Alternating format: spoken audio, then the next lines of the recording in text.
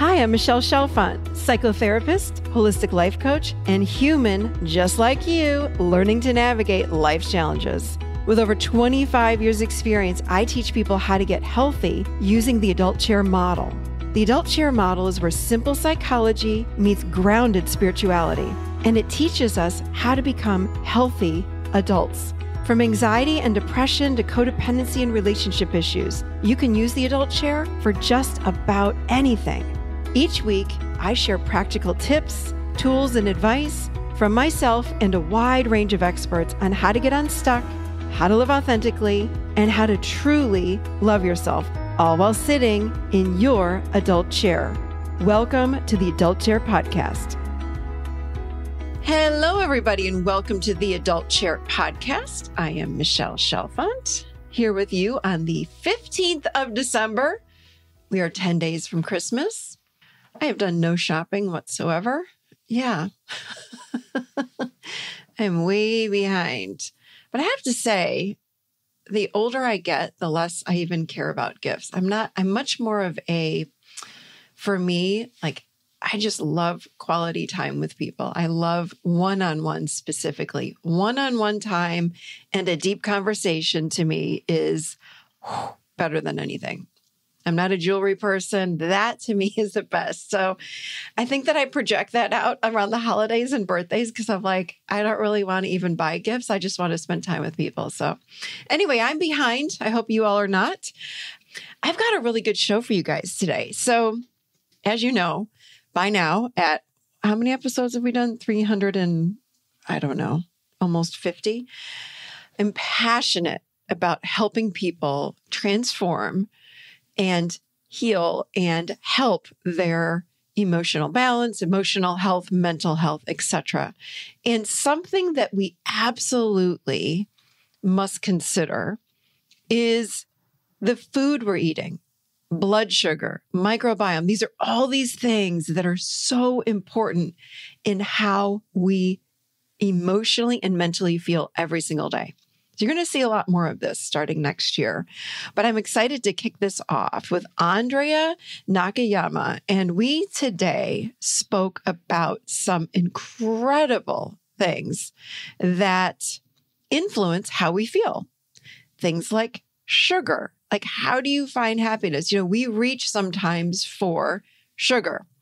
We go for that sugar and we get that quick spike or that quick high. And there's a real interesting relationship between blood sugar and brain chemistry that we talk about.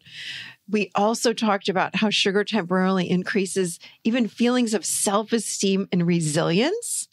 We talked a little bit about genes. We talked about a lot of different things. Functional medicine, what the heck does that even mean? Because a lot of people talk about that. So this is a podcast today you're going to want to listen to if you are someone that eats food. So yes, all of you, take a listen because I think you're going to feel a little bit more enlightened or aware around food. And you know what? It does affect us. Here's the problem though. When you eat something, it's not like, of course, if you have an allergy, it's a different story. If you have an allergy, you're going to have, let's say, a shrimp or a peanut, and then you're going to have a major reaction. And maybe it's to the point where you can't even breathe in a matter of minutes. This is not what I'm talking about. I'm talking about sometimes we'll eat something like sugar or gluten or something else, and we feel the effects of it hours later, even a day or two later. And that's the problem I'm finding with food is that we eat something, and if it doesn't affect us immediately, we don't think it's affecting our mental and emotional health, and it actually is. So anyway, Andrea and I got into this today. I think you're going to really like this show. I just want to remind you guys, we are 24 hours out from closing the doors on the Adult Chair Coaching Certification. So if you feel a call to helping others, check it out. theadultchair.com/certification. We would love to have you part of I call it my light army. We're here to help heal this world. And if you feel that call, I want you to join my army. So check it out. All right. Let me tell you a little bit about Andrea. She is the host of the 15-Minute Matrix podcast and the founder of Functional Nutrition Alliance. Andrea is leading thousands of students and practitioners around the globe in a revolution to offer better solutions to the growing chronic illness epidemic. By highlighting the importance of systems biology, root cause methodology, and therapeutic partnerships, she helps historically underserved individuals reclaim ownership of their health. It is with great pleasure that we bring onto the show today and welcome Andrea Nakayama. So welcome to the Adult Chair podcast, Andrea. Thank you so much, Michelle. I'm excited to be here with you. Me too. We were just chatting. We have some things in common. I'm excited to have you on. And I have to tell you, the blend of food with mental health, emotional health. Like, I have talked for years as a therapist and a coach all about obviously mental health and helping people with emotions and balance emotions. But, on the side, I'm very much into nutrition and I don't talk I talk about it some, but I'm thrilled to have you on to talk about it a lot more and help us to marry these two together, because I really feel like our food absolutely plays into how we feel. So yeah, for sure. And when you even say that, Michelle, my mantra is always everything is connected. We are all unique and all things matter. Lunch matters, sleep matters, right? So it is the combination always. And that's what a functional nutrition approach is. Yeah, I love that. So, functional nutrition and medicine, functional medicine, define what that means. What does that mean? Yeah. You hear that all the time. I'm going to tell you what it should mean. Yes. Okay, good. I love it.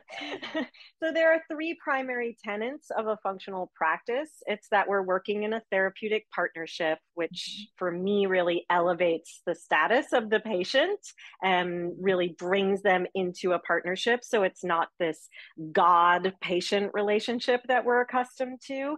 Instead, it's a guide. So really the therapeutic partnership is tenet number one. Tenet number two is that we're looking for the root causes. And I think we have to reestablish that there's never one root cause. And there's a lot out there that leads us to believe that there's one root cause. And so we're searching and on this quest for the one thing. So I like to reframe that as root causes. And I have lots of my own threes, Michelle, like you do. So I have three roots that we look at. And then the third tenet is that we look through a systems-based approach, and that's both the biological systems. So systems biology tells us that everything in the body is connected.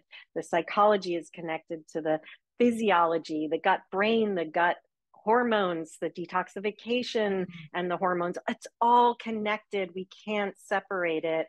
But also, I love a systems-based approach, as do you, for helping us to understand complex situations. So for me, those are mental models. How do we think into the complicated and bring it back to the essentials? So a functional practice should be honoring those three tenets: a therapeutic partnership, root causes resolution, not root cause resolution, and a systems-based approach.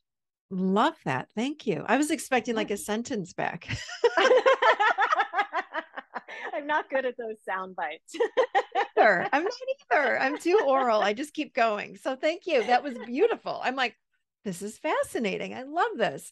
The thing that I love is that it's about getting to the root cause. Yes. And it's not going to the doctor's office and throwing a Band-Aid on it. It's figuring out what the heck is going on. Why do you feel like this? And let's dig and find out what that root cause is. I love this. Okay. Yes. So Functional Nutrition Alliance. What is this that you do? Yeah. What is that? Yeah.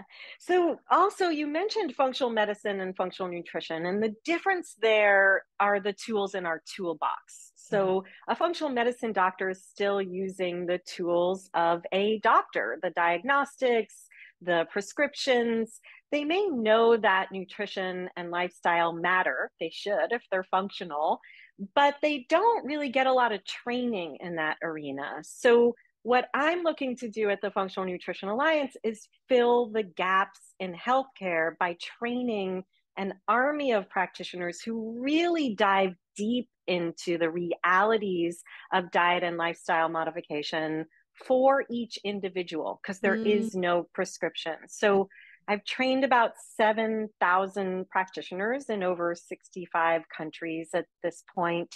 And those practitioners may be a health coach looking for extra training, a physician's assistant, or a registered nurse or a nurse practitioner, some doctors. They may be people who have no background in healthcare, but they've been that mom who helped their child on the spectrum, or mm, went through their own journey with breast cancer and navigating chemo. And it's the people who want to help others in that therapeutic partnership with that deep dive into bio individual diet and lifestyle modification. mm.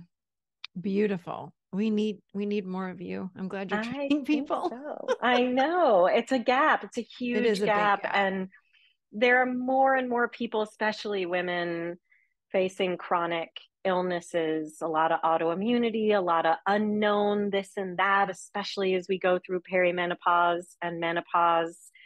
And there's nobody to help. And instead, we end up being gaslit by the medical system that's there to help us and does in Yep. acute care. But in chronic care, there's just too many gaps. I agree with you on that front. I have to tell you, I just called my friend the other day who lives here in Charlotte too, because I just moved back here. So I'm a little bit out of touch. I've been gone for 13 years. And I said, is there like a hormone doctor here somewhere, like anywhere? She's like, nope. I said, nobody? She goes, nope. And I started Googling and I'm like, there isn't like, I want someone that's like amazing at what they do, not Yes. just a doc. I want amazing. Yeah. It's amazing to me. There just aren't like, and anyway. And hormones aren't easy. I mean, when we think Oh, about hormones, we have to understand our sleep and our yeah. hydration and our how we are eating for us and our blood sugar and our gut and our detox. Like there's so many things. Mhm. And we're also treating hormones like a band-aid. And they are very complicated and take a lot of attention to get what is the right mix for each person. And I worry about how we are treating hormone imbalances. Same. I agree with you. It's also alarming to me how my brother-in-law is a doctor and he went through school. And I said to him, how we've talked about this a lot because we're very into um, really functional medicine, honestly, like in our family, like my sister does something very similar to what you do. He's a doctor. So we talk about this a lot, but we were talking about how many classes he had like in diet and nutrition. It was like 1 or 0. I was like, what? Like how do you not Yes. incorporate food into med school? Like Yeah. It's about nothing. 17 hours on average in their, you know, tens of thousands of hours. And Insane. I Yeah. think, like, I mean, there's a part of me that wants to make that okay because we shouldn't be looking to our doctors for everything. We expect them to know what isn't in their expertise. So Right. if we go in and we ask, does what I eat matter? And they say no, a lot of us get frustrated because we Yeah. know we feel the difference. But it's not their fault. They didn't get the training, and we may need to go elsewhere, internal or external or both, for that guidance of what works for us. We don't need our doctors to validate what we do between our visits when it has to do with caring for ourselves. That's true. But I do wish that they would say, hey, go check out your diet. Yes. I Yes. don't know much about it, but go check it out with this person over Agreed. here because we do I think people do go to doctors and they think the doctor knows everything and we give our power away and we Yes. lose ourselves. Not everybody, but a lot of people. Yes. And we have to remember that we are our best judge. We need to tune into ourselves. What do we need intuitively? What do we need? And Yes. it has to be a holistic approach. What you eat absolutely matters. I notice it shifts in my mood when I eat certain foods. So let's move over to that. Because Yeah. you talk about how to find happiness without sugar and the unique chemistry or the unique relationship with our blood sugar and our brain chemistry. I agree with this. I want to hear what you have to say about this. This is really important. Yeah, and I want to say before I talk about food or vilify sugar that I know that many of us also have childhood and adolescent and adult stories to Yep. follow your model that are about the shoulds and the woulds and the can'ts and the have-nots and the Mhm. body image and the dieting and growing up in a culture where our mothers were dieting and we inherited a lot that has to do with food and our body. So I just want to preface anything I say about food with the fact that from a functional nutrition perspective, understanding all of that, your relationship to your body and the way you eat is a critical part of the equation. It's Mm, not just about the food in a vacuum, it's about the food in your body and mm, in your life. And so that symbiosis, as I like to call it, is really, really important. And as we said, the physiological, the psychological, but also the behavioral elements of our diet and lifestyle are all intricately connected. So when it comes to blood sugar, or sugar, and then we'll get to blood sugar. When it comes to sugar, it can have myriad impacts on our physiological and psychological function. So it can impact our gut and the bacteria and the yeasts that grow there, which could in turn affect our brain chemistry. It can impact our immune system and our inflammation, which can impact our brain. It certainly impacts our hormones, and that can absolutely impact our brain. I mm, like to think of sugar and our blood sugar balance as the base of a pyramid when we're talking about hormones. So, that pyramid, mm, if we think about it, looks like blood sugar, insulin, cortisol, thyroid hormones, sex hormones. As we were talking about earlier, when we mm, go in and have our sex hormones addressed without looking at that foundation, we're missing opportunities for sustainable results mm. and that ownership that you Yeah. referenced. Yeah. So, sugar is something that really elicits pleasure and a lot of neurochemicals. It hits on our opioid receptors and gives us pleasure in those ways. It produces endorphins that keep us happy. It impacts our dopamine, which is keeping us motivated, our serotonin, which keeps us calm and happy. Sugar has an impact on all of that, but Mm, we can look to other substances or ways of consuming sweetness that actually activate that same neurochemistry. So there are reasons we may be eating sugar or consuming sugar that are about or feel like they're about regulating things when they may be contributing to a dysregulation, but we need to bring that to awareness in that kind mm. of partnership that I was talking about. Otherwise, it just feels like another slap on the hand. You shouldn't. I'm going to sneak. I need that feeling. We have to have the skills to manage and practice what we learn about our bodies and our brain chemistry. And that's, for me, a lot of the missing piece that happens in our diet culture. So what's something else that we could possibly do?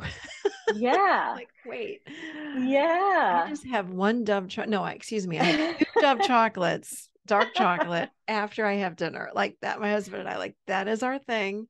And I do. I'm like, it's like, okay, I feel good. I don't need a whole pint of ice cream. I want two Right. little baby Dove chocolates. But what else could I possibly do to get that Yeah. feeling?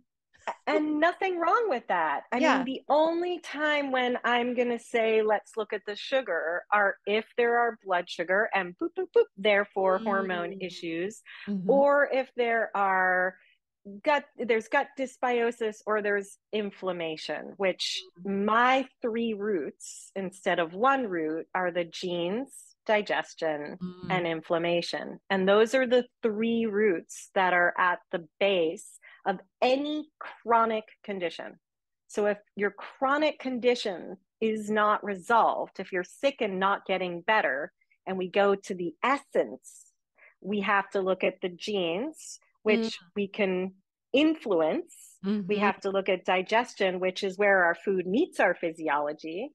And we have to look at inflammation. What's Interesting. contributing to my body's inflammation? So if you're eating your Dove chocolates and you feel good, Michelle, like there's nothing good or bad about the food. We can't say sugar's bad for everyone. My boyfriend eats marshmallows when he hikes because he is a fast Nutrition. metabolizer and he needs Yes. the energy, Yeah. right? So it's not about the food, it's about the food and you. And so, therefore, what we do is to make sure we have other options that aren't inciting the same physiological or psychological challenges. So, I don't eat refined sugar, but Mhm. I can now eat more whole forms of sugar, such as maple syrup and raw honey, and stevia works okay for me, something that's date sweetened. And there are so many more options Mhm. in those arenas, coconut sugar, than when I started in this work 12, 13 years ago. So I can still satisfy my sweet tooth, and satisfying the sweet tooth kicks that chemistry into Mm. action. It's Okay. just sweetness on the tongue. It's eating a peach. It doesn't have to be a piece of chocolate to get that feeling. I love chocolate, by the way. I just eat it without refined sugar Yeah. personally.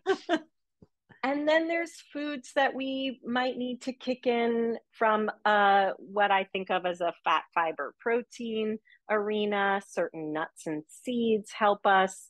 Blueberries help us. There's different foods that help with different neurochemistry that we can be consuming in the whole foods arena that puts some of that need to rest when we are looking for something to satisfy something other than hunger or satisfaction. Interesting. I know that, and it's hard because I've talked to a lot of people about food, but it's hard because when we eat something, we're not affected by it typically immediately, right? Correct. Yep. It takes time. So It depends. Yeah. it depends. And Yes. I wore for my birthday or Christmas, something like that. My sister got me this is the kind of stuff we get for each other, a glucose, continuous Yeah. glucose Continuous monitor. glucose monitor. Yeah. And I was like, whoa, like it's alarming that, Yes. because, and no two people are the same. I think every human should Correct. wear one of these things because Yes. we learn so much about ourselves from wearing this. Like, what's spiking my blood sugar? Because what spikes mine might not spike anybody else's. And I learned I'm very, very, very sensitive to like a lot of different things, like Yes. carbs. And I should not be eating carbs basically. Yes. And then Not you good. can play with it with like fat, fiber, protein. So Yes. if you're eating whatever it is from a carb arena, I don't eat a lot of grains. So I have a grain free bread, and I'm just using myself as an example. We're all different, but I will eat that with fat, fiber, and protein. So whether I'm putting Mhm. some flax oil and a smear of tahini and then some blueberries on top, or putting avocado. So just even watching our body's response or our felt response if we Yes. don't have a continuous glucose monitor, when we combine fat, fiber, protein, when we eat more of the rainbow, so the different colors and what we get from our natural food colors. I like to think of those more as invitations versus rules, because people are stuck in the rules and then they're in or out and that's not serving. So Right. what is Right. serving? And Mm. as you were saying, we're all different. So for some people, for me, I can't eat gluten. That's poison ivy. But if somebody can eat gluten, or they believe they can eat gluten, how do we do that in a fashion that is not a disservice to their body as much as possible? Yeah. And I think it's a lot about really paying attention to how, again, how do we feel, whether it be physically, because I know when I eat too much gluten, I can't handle a lot of gluten. I really should not have a gluten intolerance, but I can eat a little bit sometimes, but really shouldn't eat it.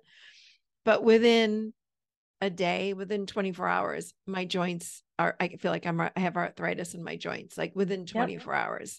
So I think we just need to pay attention to not only physically what happens after you eat the food, or if I have, I don't, again, I'll do like a bowl of gluten-free pasta, boom, I want to take a nap within 20 Right. minutes.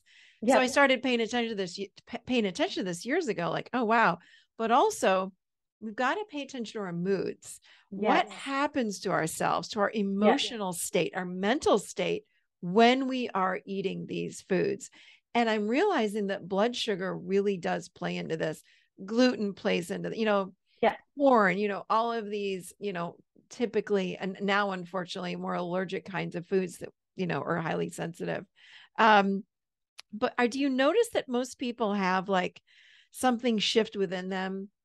Again, whether we're talking about emotional, mental, physically, within hours, minutes, like what do you With see the food, happens? with the Yeah, with consumption of the food. food. Yeah. Yeah, it really depends. I mean, some of us are so far from our felt sense of Mm, normalcy yeah. that it might be hard to even know when something isn't feeling right and what equilibrium does feel like. So that's a different person to work with than somebody like you, Michelle, who's super in tune at this point and can feel that difference. And that can happen for a number of different reasons. It's Mm, not that anybody did anything wrong. Their body can be in such a reactive or inflamed state that nothing feels good. And what mm, we see is people in our clinic coming to us who are like down to eating 3 foods because they're yeah. reactive.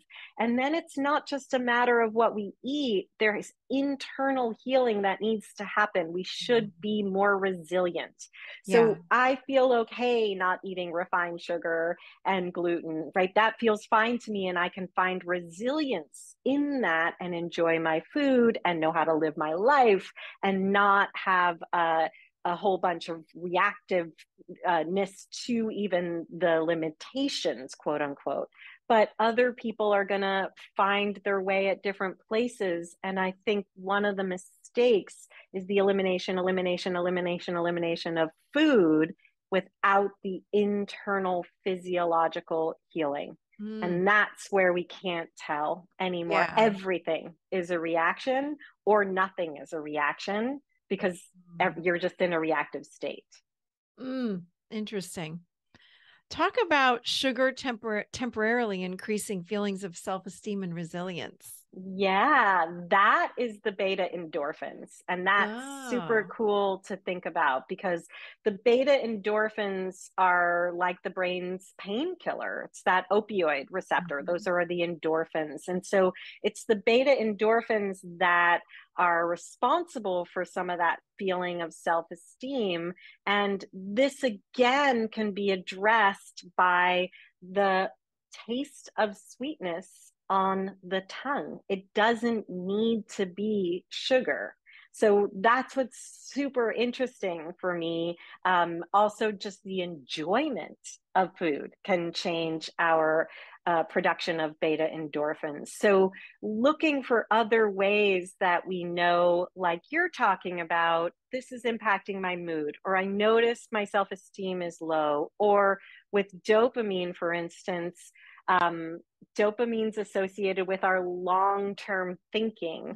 And Mm, so we live in a society where we want the quick fix. We all want it to feel better right now. We don't want to plan for a year from now or what it'll feel like for a month from now. And that's right. actually dopamine. And there's other ways to support that. There are nutrients like vitamin A and vitamin D that support our dopamine production. Sugar is like the band-aid that gives us the quick Mm. feeling of now I'm boosted or now I'm motivated, but it's not the long-term solution. And so how do we come into that opportunity for that better felt sense physiologically, psychologically, and then how does that impact our behavior?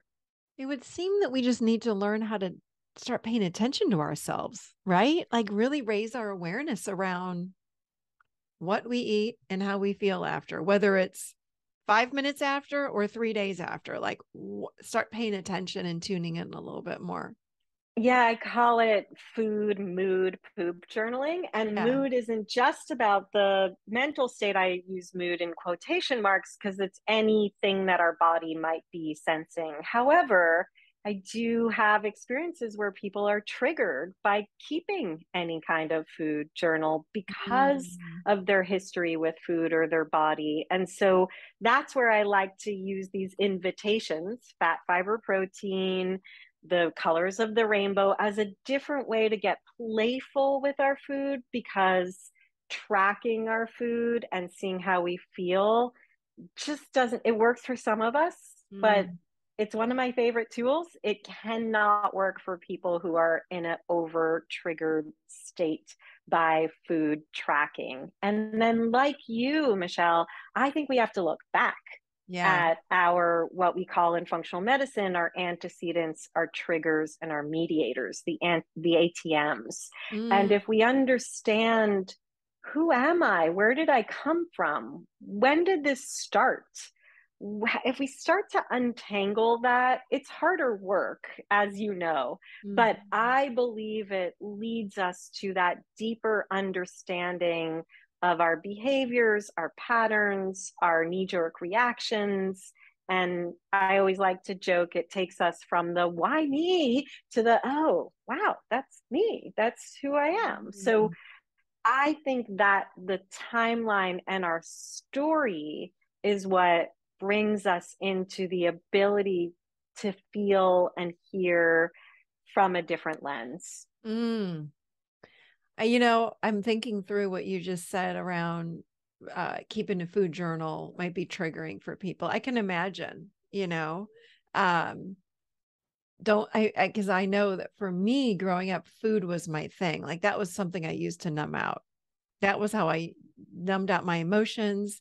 And the idea of taking a certain food away. And like right now, like I know I should not eat gluten, but sometimes I do because that's the one thing, like something with a carb, that is Yeah. what really just numbs me out. And if I'm totally overwhelmed, Yeah. don't take that away from me. Right. Right. Yeah. So I get that. I really do. And I know that that could be sensitive for some people. Like, don't make me write down what I eat. Nope. Yeah. Yep. Because And food I is, don't want you looking at it, and I don't want to be oh, judged for it, or I yeah. don't want to judge myself for it, or Yeah. now I'm changing my behaviors because I'm writing them down. It's kind of remarkable to me how complicated the relationship with food has gotten. And Mm, we are in a current culture as a yeah. nutritionist where people are either hyper restricted, I need to eat keto and intermittent Yeah. fast, or do Yeah. this, that, and the other Yeah. thing, or they're basically like, forget it. I'm Mhm. not doing anything. That's not worked for me. And there's someplace in the middle. So, what is the opportunity to come into that place of how do I get my food and my body to work for me so that it is functional and I can function to the best of my ability? And then it's a risk reward conversation, Michelle. So, Mm, like what yeah. you're in that moment with the gluten is the reward of the immediate gratification is bigger than the risk of how you will feel in 2 hours or tomorrow. Yeah. And that is the balancing act we're constantly playing when we pay attention, where at some point, the risk of eating the gluten is bigger than the reward that you feel when you immediately eat it. Mm, yeah. I get that. That's really good. So talk a little bit about epigenetics and how it influences diseases that can trigger mental health issues. Yes. Wow. Yeah. Epigenetics is my favorite topic because in those three roots, we have the genes, digestion, and inflammation, those three roots. And I always like to say there are three roots, many branches.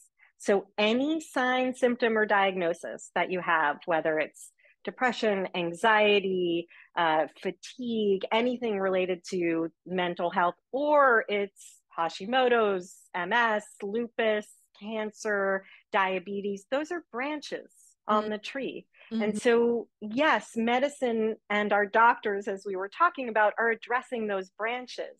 But what we can do for ourselves is come into understanding those branches have roots, genes, digestion, and inflammation. And those roots live in soil.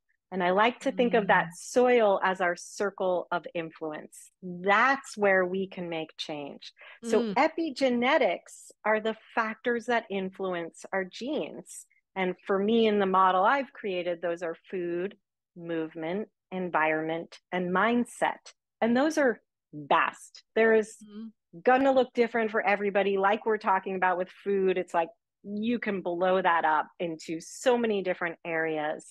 But those factors turn our genes on or off, or up or down. We've learned since genome sequencing that most of those genes don't mean anything in isolation from a diagnostic arena. We have to look at how the lifestyle, the epi factors, the on above factors are influencing the expression of the genes. And we actually have influence there, which I love. I think that's really empowering. So any of those mental health issues are a branch, and our job is to say where are the roots, and genes are one of those roots, and the epigenetics are the soil that that root lives in: food, movement, environment, mindset. We have influence over the expression of those signs, symptoms, and diagnoses. Love that. So we're not trapped, we're not stuck. We can really change our lives, honestly. I mean, we can. I'm not saying it's easy, but yeah, but it's possible. And I just like knowing that there's a possibility, right? Yes. Yes. So you just talked about this, changes that we can make to create healthier genes. How do we do that? Yeah. So thinking about all the things we're talking about, like I said at the beginning, my main principle is everything is connected. We are all unique and all things matter. So when we talk about everything being connected in the body, again, gut, brain, hormones, brain, like it's all connected. And when we talk about we are each unique, that's our story and understanding our story. All things matter brings us back to sleep and relaxation. They matter. Exercise and movement, they matter. Nutrition and hydration, they matter. Stress and resilience, they matter. Relationships and networks, they matter. And so the little things we can do to say, I'm going to turn up, I'm going to 2.0 what I'm doing in one area until I have a grasp on that and feel good with it. And then I can stack on top of that. It's not going on a detox or a cleanse or being perfect or thinking, January 1 or my birthday, I'm going to change everything.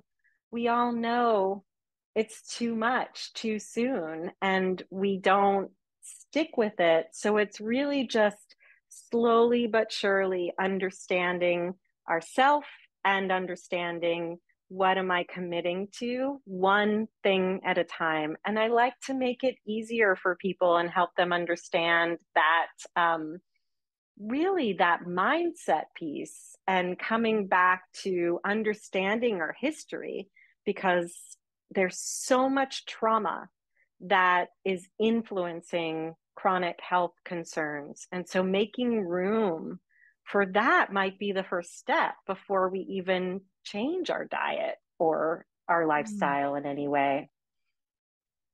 Wow.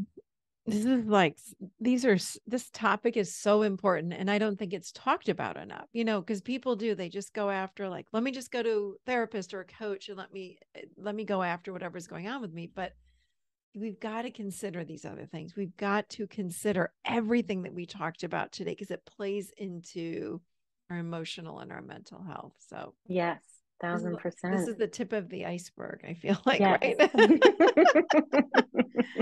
Well, I know that people are going to want to find you. So where would people find you?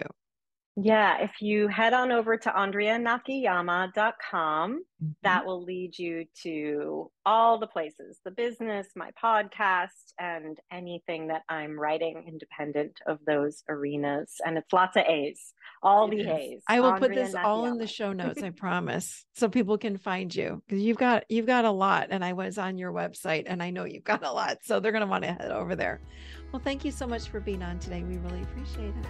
Yeah, thank you, Michelle.